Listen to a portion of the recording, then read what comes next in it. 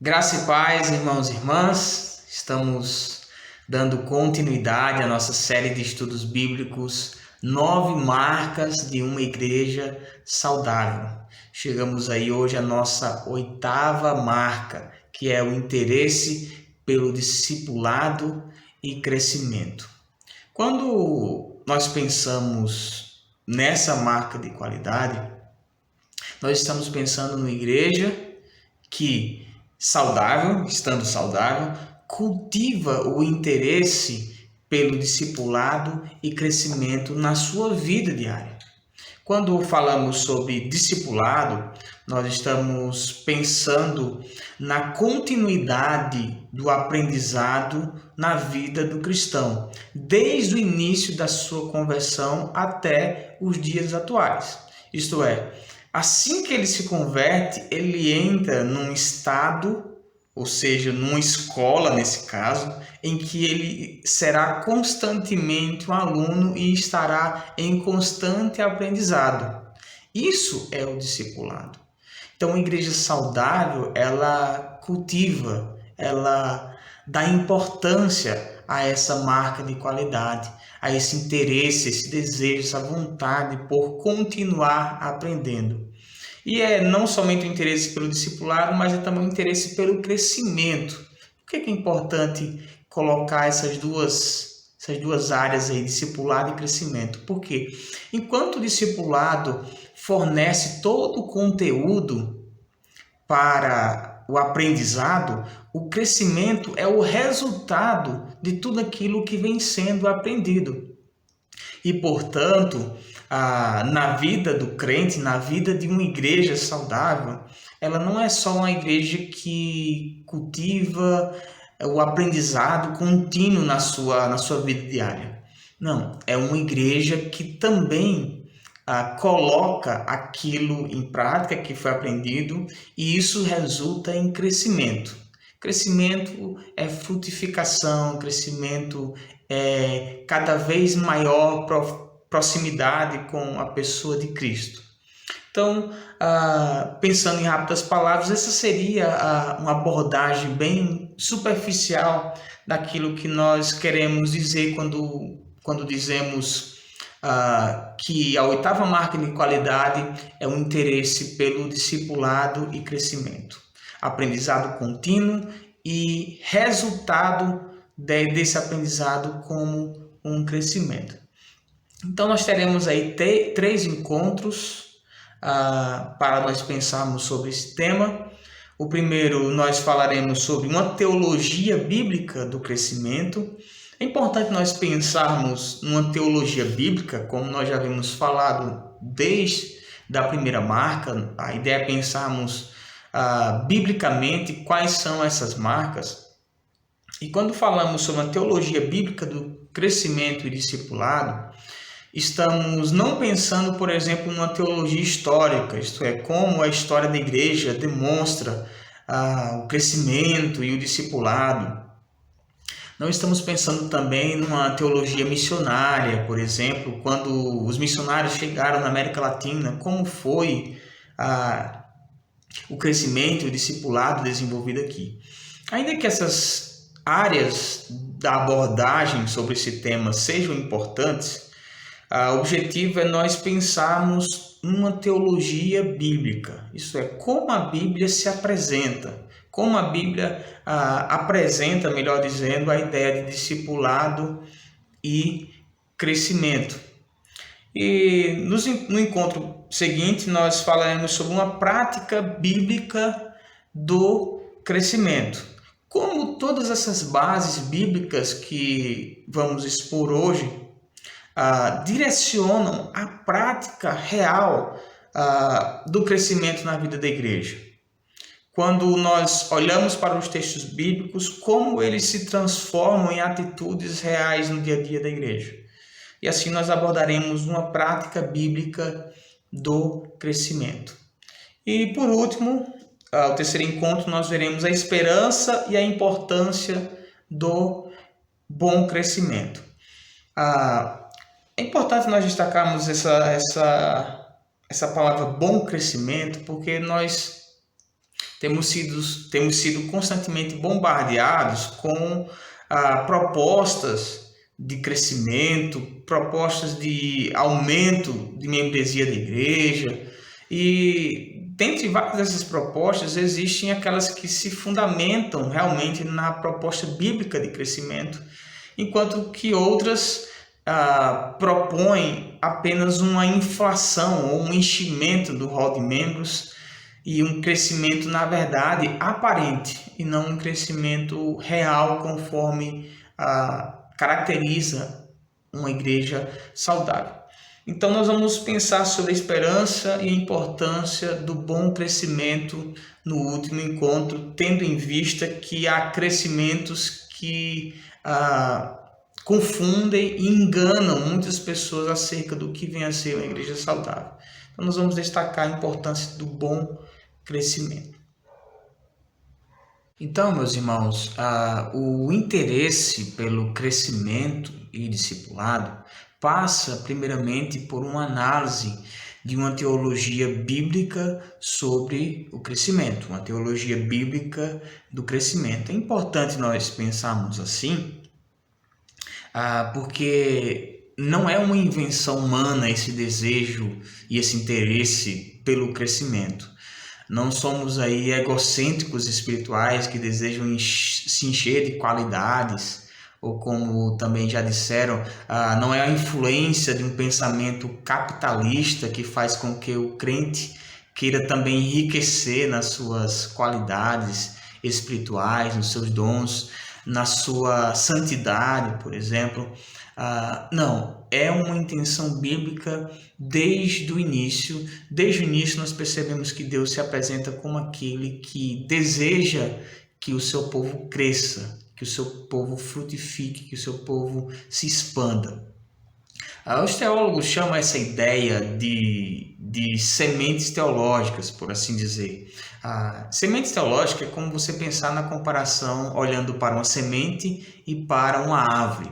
Vamos pensar que essas ideias no Antigo Testamento podem ser comparadas com uma semente, e o seu estado mais claro e mais desenvolvido pode ser comparado com uma árvore no Novo Testamento. Então, nós vamos pensar em alguns textos bíblicos aqui que se apresentam como sementes. Isto é, tem todas as características essenciais orgânicas para se tornar uma árvore. E é assim como o texto se apresenta. Ele se apresenta com todas as características do interesse de Deus por esse crescimento na área espiritual, que vai se apresentar de uma forma mais clara no Novo Testamento. Então, quando nós olhamos para o Novo Testamento, é como se nós enxergássemos uma árvore completa, mostrando que Deus deseja que o seu povo cresça, que o seu povo frutifique. E onde nós encontramos a semente dessa grande árvore? Desde o início, lá no Antigo Testamento, vem sendo desenvolvida essa ideia.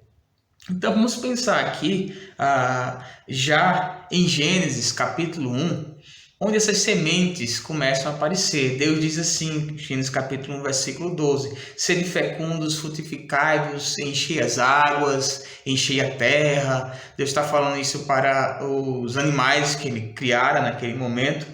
No versículo 28 do mesmo capítulo de Gênesis, Deus disse assim ao homem, ao primeiro casal, melhor dizendo: deem frutos, multipliquem-se, encham e povoem a terra. Então a ordem é para que houvesse uma multiplicação. E quando nós vemos, por exemplo, em Gênesis capítulo 9, no versículo 1, Deus diz a mesma coisa a Noé, depois de ter destruído tudo e preservado Noé e as espécies dos animais. Deus diz para que eles enchessem a terra, povoassem a terra, multiplicassem. Então, já aí na própria criação nós vemos o interesse de Deus de que, fisicamente falando, o seu povo se multiplicasse. Nós vamos perceber que isso vai, a título de comparação, vai se estender à vida da igreja. A ideia de frutificar está atrelada desde o início à intenção de Deus, que se conecta também com o interesse de de se multiplicar nos aspectos da vida cristã também. Quando nós continuamos a nossa leitura no livro de Gênesis, nós vamos ver que Deus também faz uma promessa a Abraão, dizendo que iria expandir, né, a sua descendência de uma maneira extraordinária, e promete que ela seria até como as estrelas do céu, ou seja, de uma maneira incontável, uma forma hiperbólica, né, exagerada de dizer que não se daria para contar, de tantas pessoas que Deus acrescentaria à descendência de Abraão. Então Deus é aquele Deus que desde o início vai mostrando que deseja o crescimento do seu povo. E nesse aspecto aqui ainda numérico, ainda pensando em pessoas, em animais e etc. Deus cumpre a sua promessa e faz crescer o povo de Israel. O povo de Israel vai crescendo, vai crescendo, vai crescendo. Há aquele intuito de Faraó do Egito querer fazer com que o povo de Israel diminua, naquela intenção ali de matar os filhos dos israelitas, né? E Deus faz sempre o povo cada vez mais crescer. E mesmo depois de levado ao exílio da Babilônia, Deus orienta pelo profeta Jeremias, isso está em Jeremias capítulo 29, versículo 6, que eles não deveriam diminuir, pelo contrário, eles deveriam continuar crescendo, e até então no sentido numérico, porque o crescimento numérico tem o seu valor dentro da perspectiva bíblica, como uma evidência da bênção de Deus alcançando aquele povo. Ainda que não seja a maior evidência da bênção de Deus na vida do povo, mas o crescimento numérico era considerado como uma bênção de Deus na vida do povo. E Deus queria que esse entendimento continuasse. E mesmo vivendo um contexto de exílio, Deus diz para o povo de Israel através do profeta Jeremias: olha, peguem os seus filhos e deem para se casar, e com suas filhas façam o mesmo. Eu quero que vocês continuem se multiplicando, continue crescendo como nação, como povo. Mas não somente isso, essa ideia numérica, né? Quando nós chegamos no livro dos Salmos, nós vemos aí algumas comparações que os salmistas fazem acerca da vida do justo, e essa comparação é sempre feita no sentido de frutificação, de crescimento. E eles observam, obviamente, as coisas da natureza para fazerem esse tipo de comparação. Quando nós falamos sobre frutificar, crescer, nós estamos usando comparações da vida natural, vamos dizer assim, para aplicá-las à vida cristã, nas suas virtudes, na sua espiritualidade. Por exemplo, o Salmo 1, nós vemos que o justo frutifica como uma planta perto do ribeiro. Então, para explicar que tipo de virtudes, que tipo de qualidades o justo vai desenvolvendo, a comparação é feita a partir de uma árvore que é plantada junto a um ribeiro. E essa ideia é trazida lá desde o início de Gênesis, quando Deus diz para que as árvores encham, as plantas, os animais, tudo enchesse a terra, se multiplicasse e se expandisse mais e mais. Essa mesma ideia é trazida nesse contexto a título de comparação com a vida cristã, com as qualidades, as virtudes da vida cristã. No Salmo 92, versículo 12, também diz assim, que o justo ele cresce como uma palmeira e floresce como o cedro do Líbano. Então, mais uma vez, a comparação está atrelada aí às coisas naturais, que é uma ordem de Deus desde o início. Então, aos poucos, esse entendimento vai sendo desenvolvido a partir de um estabelecimento de Deus para a vida das coisas criadas. Mais ainda, quando nós vemos assim as profecias, né, nós vemos que Isaías foi um dos profetas que também falou bastante sobre essa ideia de crescimento.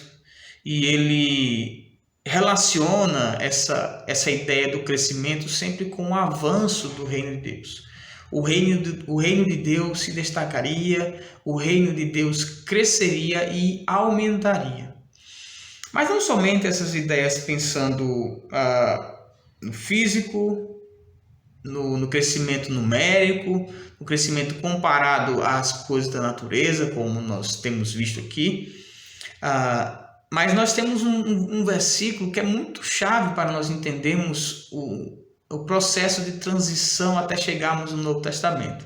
Em Oséias capítulo 6, versículo 3, o profeta diz assim: conheçamos e prossigamos. Em outras versões diz: conheçamos e nos esforcemos em conhecer ao Senhor. Aqui envolve um processo em que o crente é transformado, o crente é mudado e passando assim a conhecer mais a Deus, o que envolve aí uma mudança e um crescimento e uma frutificação, se olharmos nos termos da comparação com as coisas naturais, como uma planta, como um animal, como um ser humano que frutifica, que gera filhos, né? Conheçamos e prossigamos em conhecer ao Senhor. Essa é a fala do profeta Oséias no capítulo 6, no versículo 3. Então aí nós temos sementes que, ao chegarmos, por exemplo, nesse ponto aqui do profeta Oséias, nós já vemos que há um desejo e uma fala corrente naquela sociedade, no meio do povo de Israel, como um desejo de conhecer e desenvolver a sua fé, desenvolver a vida e o relacionamento com Deus. Então, essas sementes no Antigo Testamento apontam, como falei inicialmente, para uma árvore, para aquilo que é uma representação mais concreta e mais abrangente daquilo que simplesmente pareceu ser no início. Nós vemos no Antigo Testamento um Deus que se preocupa com o crescimento, um povo que responde a esse Deus com palavras que denotam crescimento espiritual comparadas ao entendimento do crescimento natural, baseado nas plantas, nas árvores. O justo, ele cresce, ele frutifica, ele floresce como uma palmeira. Conheçamos e prossigamos em conhecer o Senhor. Vamos pensar em alguns textos agora que embasam essa qualidade de uma igreja saudável, essa marca de qualidade de uma igreja saudável. E a partir de alguns textos aqui, nós vamos perceber que essa ideia de crescimento está presente nas Escrituras e é isso que embasam a nossa reflexão sobre esse assunto. Quando olhamos em Mateus capítulo 13, versículo 32, nós vamos passar agora por alguns textos aqui, desde os evangelhos até as cartas gerais. Jesus diz assim, em 13, a partir do versículo 31. Outra parábola lhes propôs, dizendo: o reino dos céus é semelhante a um grão de mostarda, que um homem tomou e plantou no seu campo, o qual é, na verdade, a menor de todas as sementes, e crescida é maior do que todas as hortaliças, e se faz árvore, de modo que as aves do céu se aninham-se nos seus ramos. Aqui é a maneira de Jesus, muito conhecida da gente, de contar as coisas por meio de parábolas, e nesse caso aqui para demonstrar a capacidade de crescimento do reino de Deus. Jesus compara ali com a menor semente conhecida naquela cultura, que era o grão de mostarda, e mostrando que ela cresce muito mais do que o seu tamanho original. para demonstrar assim a capacidade de amplitude do reino de Deus. Mas não somente esse texto Jesus compara com esse crescimento, mas outro texto também em Marcos capítulo 4, versículo 26, diz assim: disse ainda, o reino dos céus é assim como se um homem lançasse a semente na terra, depois dormisse e se levantasse de noite e de dia, e a semente germinasse e crescesse, não sabendo ele como. A terra por si mesma frutifica. Primeiro a erva, depois a espiga e por fim o grão cheio na espiga. E quando o fruto já está maduro, logo se mete a foice, porque é chegada a ceifa. Mais uma maneira aqui de expressar a capacidade de crescimento do reino e até mesmo misteriosa do reino. O crescimento que ocorre na vida do povo de Deus, o crescimento que ocorre na igreja, não é um crescimento que você acompanha segundo após segundo.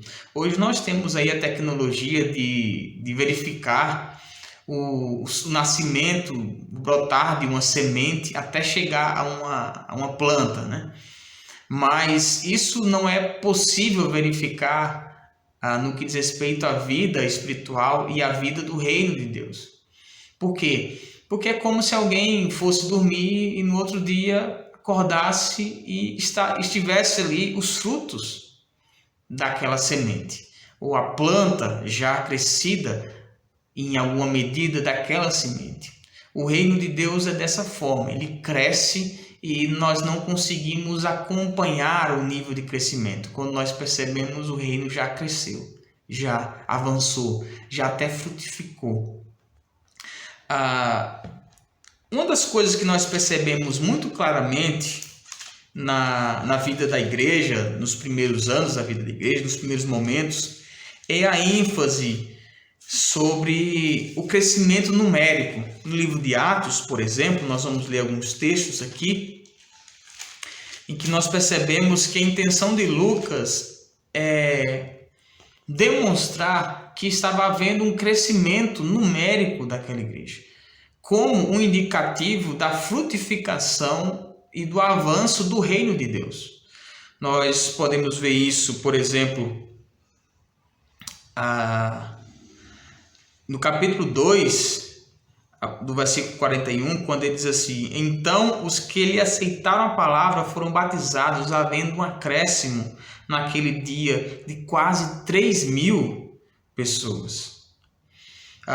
Esse desejo de Lucas para demonstrar o crescimento também vai aparecer no capítulo 4 e no versículo 4. Muitos, porém, dos que ouviram a palavra a aceitaram, subindo o número dos homens a quase 5.000 pessoas. O interesse de Lucas é mostrar que o crescimento numérico era um indicativo ali, naquele contexto da expansão do reino de Deus. Lucas não quer sugerir aqui que todo crescimento numérico é um sinal da bênção de Deus, mas naquele contexto em específico, nessa narrativa dos primeiros momentos ali da igreja, sim, aqui era um indicativo de que Deus estava expandindo cada vez mais o seu reino.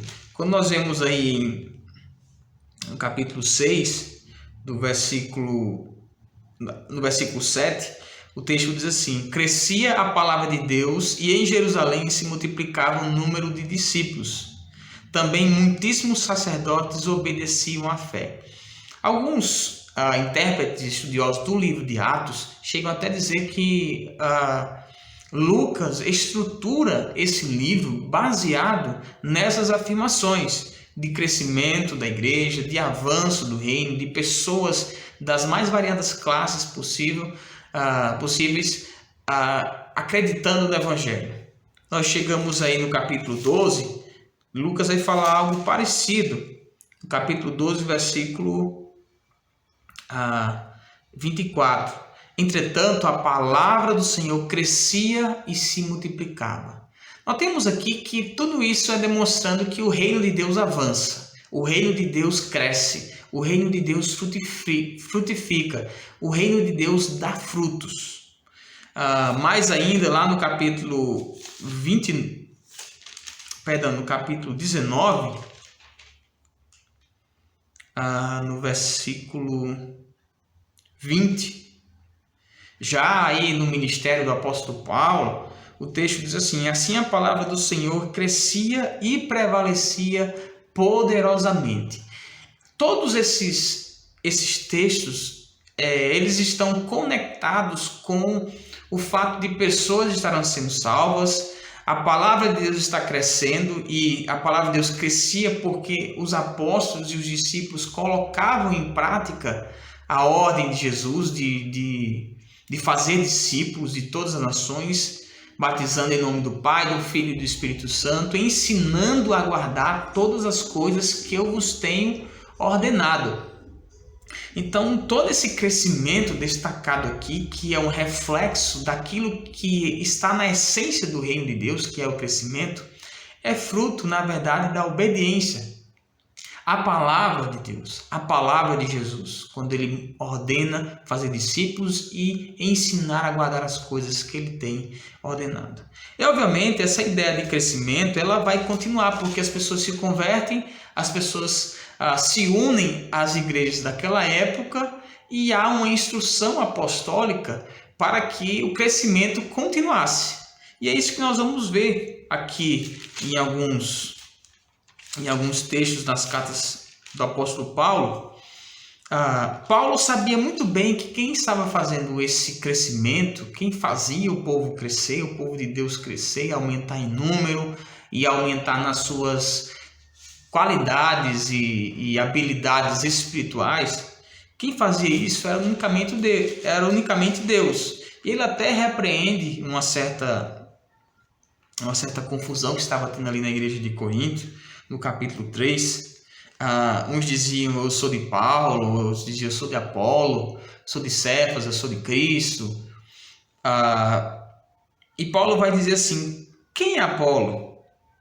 Quem é Paulo? Servos por meio de quem crestes, e isso conforme o Senhor concedeu a cada um. Eu plantei, Apolo regou, mas o crescimento veio de Deus. Note que essa ideia de crescimento, de frutificação, que tem sua origem lá no início em Gênesis, é retomada sempre aqui como uma espécie de comparação, mas que a semente lá no início já estava sendo posta, e Deus posteriormente iria trazer essa comparação para a vida cristã, para o crescimento do povo de Deus nos aspectos espirituais. E Paulo aqui corrige esse falso entendimento de que eram pessoas que faziam com que a igreja crescesse. Deus é quem fazia com que a igreja crescesse a todo instante, instrumentalizando assim os seus servos, os seus apóstolos, os seus discípulos. E nós vamos ver também esse entendimento mais ainda em outras cartas. Paulo escrevendo aos Efésios, no capítulo 4, no versículo 15 e 16, ele diz assim, olha: mas seguindo a verdade em amor, cresçamos em tudo naquele que é o cabeça, Cristo, de quem todo o corpo bem ajustado e consolidado pelo auxílio de toda junta, segundo a justa cooperação da parte de cada um, efetua o seu próprio aumento para a edificação de si mesmo em amor. Algumas palavras aqui, Paulo, eu posso destacar, né, que ele fala cresçamos em tudo, a ideia de crescimento, a ideia de aumento na proporção das questões espirituais. Cada corpo coopera para esse aumento, para a edificação de si mesmo, desse corpo em amor.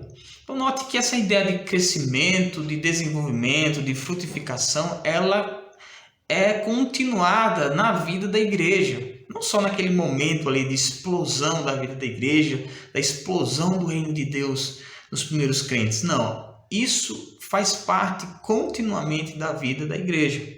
E Paulo vai falar isso também aos Colossenses, no capítulo 1, versículo 9, na verdade ele se alegra aqui pelos Colossenses, quando ele diz assim: por essa razão também nós, capítulo 1, versículo 9, desde o dia em que ouvimos, não cessamos de orar por vós e de pedir que transbordeis no pleno conhecimento da sua vontade, em toda sabedoria e entendimento espiritual, a fim de viveres de modo digno do Senhor para o seu inteiro agrado, frutificando em toda boa obra e crescendo no pleno conhecimento de Deus. Então, mais uma vez, Paulo retoma essa ideia de crescimento, de frutificação, escrevendo agora para os crentes de Colossos. Ele vai também falar isso no capítulo 2, versículo 19,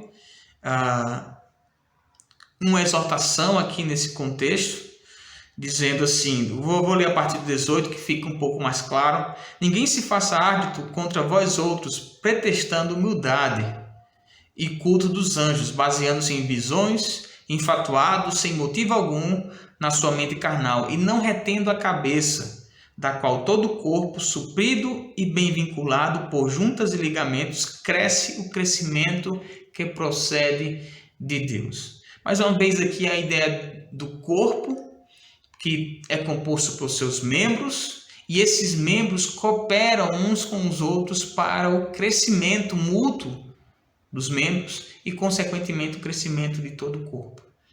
Mais uma vez, a ênfase do apóstolo na necessidade de crescer. Ele vai falar isso em Tessalonicenses capítulo 3, no versículo 11 em diante, ele vai dizer assim: ora, o nosso mesmo Deus e Pai e Jesus, nosso Senhor, dirija-nos o caminho até vós, e o Senhor vos faça crescer e aumentar no amor, uns para com os outros e para com todos, como também nós para convosco. Ao mesmo tempo em que os apóstolos vão desenvolvendo essa ideia de crescimento, de frutificação, eles vão aplicando as áreas específicas de deficiência de cada igreja. Ou até mesmo para estimular ainda mais aquela área daquela igreja. No caso aqui dos Tessalonicenses, Paulo estimula cada vez mais o crescimento na prática e no exercício do amor cristão. À medida que nós vamos entendendo um pouco mais o desenvolvimento dessa ideia apostólica, nós vamos ver que eles aplicam isso a diversas áreas do crente, a diversas áreas da vida cristã. Ainda em Tessalonicenses, só que em 2 Tessalonicenses, no caso, no capítulo 1, versículo 3, Paulo diz assim: irmãos, cumpre-nos dar sempre graças a Deus no tocante a vós outros, como é justo, pois a vossa fé cresce sobremaneira, e o vosso mútuo amor de uns para com os outros vai aumentando. Então, se lá em 1 Tessalonicenses ele fala naquele versículo que eu li mais sobre o amor, aqui ele já inclui a fé. Então, confirma essa ideia que eu falei anteriormente, de que os apóstolos, ao desenvolverem essa teologia, essa ideia do crescimento, da frutificação, eles vão aplicando isso às áreas da nossa vida, às áreas da vida da igreja. Então, você pode pensar assim: a base bíblica é que podemos e devemos crescer em amor, devemos frutificar em fé, devemos crescer em boas obras, por exemplo. E assim nós podemos aplicar a todas as áreas da vida cristã essa ideia de crescimento e desenvolvimento, baseado no aprendizado contínuo daquilo que Deus deseja para a sua igreja. Aí nós chegamos nas cartas gerais, e eu quero pensar aqui apenas sobre mais dois textos. Um em 2 Pedro, capítulo 3, versículo 18. É um texto bastante conhecido, mas ele é muito claro, e às vezes a gente deixa passar essa clareza que o texto nos apresenta. Ele diz assim: olha, antes crescei na graça e no conhecimento de nosso Senhor e Salvador Jesus Cristo. A Ele seja glória, tanto agora como no dia eterno. Pedro vai vai falar sobre duas coisas aqui que, a priori, Paulo não apresenta de uma forma tão clara e expansiva. É o crescimento na graça e no conhecimento. No conhecimento, até o próprio apóstolo Paulo aborda em alguma das suas cartas. Mas crescer na graça. Com isso, nós podemos concluir que o crescimento que a Bíblia nos apresenta, o crescimento que ela fornece para a vida da igreja, é o crescimento em todas as áreas da nossa vida cristã. Graça, conhecimento, fé, amor, boas obras, tudo aquilo que envolve a obediência aos mandamentos da palavra de Deus é ordem da Bíblia que obedeçamos. O que acontece quando, por exemplo, nós nos convertemos, ou melhor, quando nós somos convertidos por Cristo e nós paramos ali naquele crescimento, paramos no nosso aprendizado. Um grupo em específico, que nós chamamos de os hebreus, de uma forma bem genérica, mas um tanto específico, porque se distingue dos gentios, é exortado por um autor bíblico, que nós encontramos essa exortação aqui na carta aos Hebreus, no capítulo 5, no versículo 11, porque eles já deveriam estar num estágio de maturidade e de crescimento e não estavam. Eles já deveriam saber de muitas coisas, isto é, o processo de discipulado deles já estava num estágio bem avançado, sendo que eles não tinham aprendido muitas coisas. Eu vou ler o texto e a gente vai pensar e destacar algumas coisas. O autor está falando da superioridade de Jesus com relação ao sacerdócio, ao sumo sacerdócio. E ele diz assim, olha, quando menciona Melquisedeque, a relação de Jesus com Melquisedeque. Inclusive, os adolescentes da nossa igreja estão estudando essa carta todas as terças-feiras por uma reunião via Skype, via um grupo